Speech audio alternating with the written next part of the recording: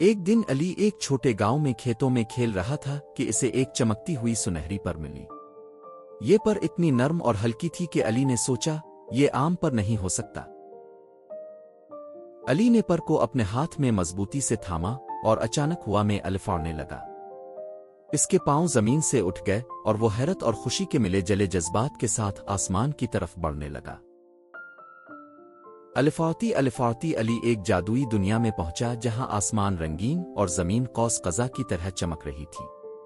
وہاں چھوٹے جادوئی مخلوقات اور پریاں ہنس کھیل رہی تھیں۔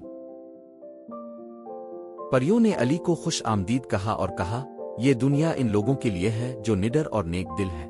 انہوں نے علی کو کہا کہ وہ سنہری پر کو اپنی حفاظت کے لیے استعمال کرے اور جادوئی دریا کے پار جائے۔ علی نے جادوئی دریا عبور کیا اور پریوں نے اس کی بہادری پر اسے انعام دیا، ایک چھوٹا سا سنہری پنکھ جو اسے ہمیشہ اپنی دنیا میں خوشی اور امید کی روشنی دے گا۔ علی اپنے گاؤں واپس آ گیا مگر دل میں اس جادوئی دنیا کی یاد ہمیشہ زندہ رہی۔